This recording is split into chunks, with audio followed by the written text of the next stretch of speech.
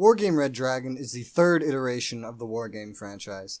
To preface this review, I just want to say I loved the last two games, the original more than its sequel though. So right off the bat, the graphics of this game are gorgeous and they give you plenty of ways to optimize it to your hardware. This is probably one of the heaviest strategy games on a graphics card I have ever seen, in fact. The sound effects are all very fitting and immersive when you zoom in close to watch the fighting. It almost makes you wish you could have a more direct role than giving orders from the sky. But that's the game we bought, right? The gameplay of Red Dragon, like any wargame, is quite obviously the selling point. It's phenomenal RTS-esque gameplay focused around controlling a pre-built army rather than building and controlling a base. It's very tactical with line of sight, different terrain types that hide units, serve as cover, or even serve as a no man's land of death. Aircraft have been brought over from airland battle and help keep you on your guard in multiple ways, as if you march into a charge with zero anti-air, you'll find a couple of well-placed strikes from aircraft is enough to destroy your entire attack force. Red Dragon adds in ships as well, which helps spice up the dynamic even more. Assaulting coastal cities from land has never been more dangerous, as capital ships threaten to destroy everything you throw at it. Inland attacks don't go as smoothly either, as gunboats with anti-tank weaponry, machine guns, and even artillery guns can be placed strategically in straits and rivers and the like to catch you off guard. The relationship between all the different types of units makes for a very attention-consuming experience this time around. From the interaction between the armored main battle tanks of NATO that can outcharge any Warsaw tanks, to the tanks of the Soviets whose missile systems can potentially destroy any tank charge before it ever reaches them, Red Dragon retains the in-depth deck-building mechanics with all of these different types of units that allow you to decide your army pool before heading out into battle. You'll find you'll spend hours on this screen alone. My only real complaint in the gameplay department is with the AI. Whether on easy or very hard difficulty, they use the exact same strategy. They charge you in the beginning of the match with anti-air launchers, meaning if you stick to an aggressive land-based charge in the beginning, the AI can never beat you on any difficulty setting. It's like they've never heard of a tank rush. The multiplayer is where the real fun of this game is at, though. From as little as an intense 1v1 duel of skill to a cooperative 4v4 where someone always quits and fucks over their team, and all the way to a massive 10v10 which can easily be played very tactically, with each player having a small army size or excessively, with each player having their entire deck at their command. Red Dragon is unfortunately plagued by the same exact problem in multiplayer that its predecessors were. A problem so massive, yet that I've never mentioned till now.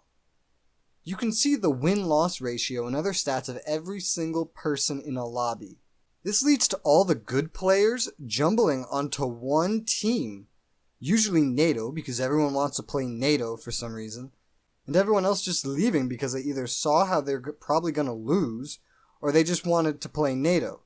This makes 10v10s extremely hard to start, but also has you waiting quite a while just to get a 4v4 started, which in my opinion has been the most fun and challenging way to play multiplayer since European Escalation came out.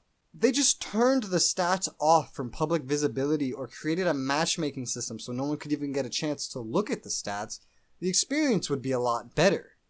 As it stands right now, trying to get into a multiplayer game that isn't some kind of ranked 1v1 is extremely tedious and frustrating. The selling point of your game is a pain in the ass to even attempt, Eugen. That's bad. With the AI being so predictable, the state of multiplayer here needs to be fixed in future games. And it's not just me that thinks so. I've seen this in plenty other reviews on the Steam store page. Of course, some might say they prefer single player anyway, so what about me? What if I just want to play the campaign? Well, let me spell it out quite plainly, and you'll know what I'm about to say if you've ever read my Airland Battle review, which I'll put a link into the description for. The single player in this game is garbage. It's horrible.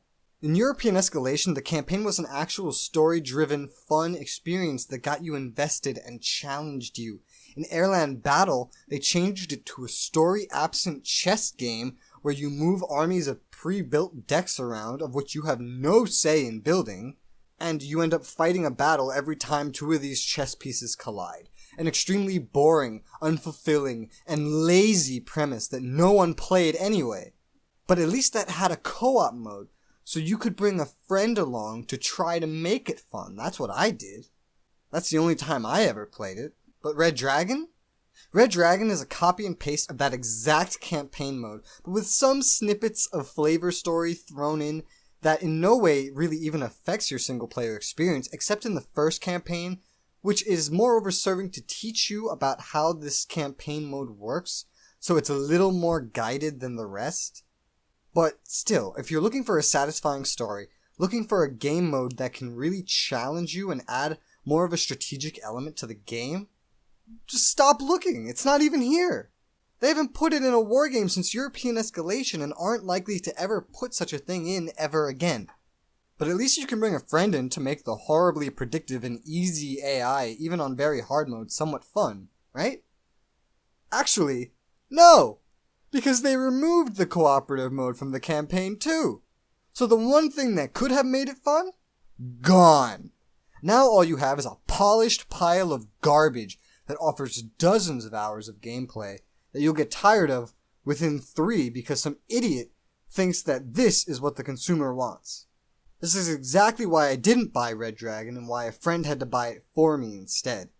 Because the multiplayer is severely frustrating to play if you want to do anything other than ranked, and the AI are too easy to outsmart, and the single player has actually gotten worse since Airland Battle, which I didn't think was possible. Whoever at Eugen's idea this was, fire him! His idea was garbage in Airland Battle, and it's even worse now.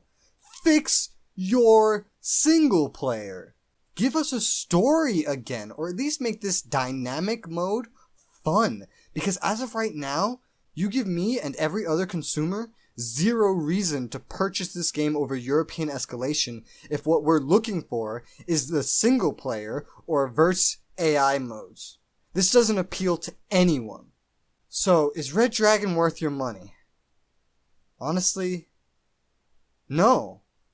I've recommended every wargame to date, and this is the first one I simply cannot recommend. I just can't do it. The verse AI isn't fun because they made it too predictable and unchallenging, unlike in the last 2 games. The multiplayer is more screwed up than it's ever been, and finding a non-ranked match that starts within 10 minutes of entering the lobby is like trying to find a pot of gold in a rainbow.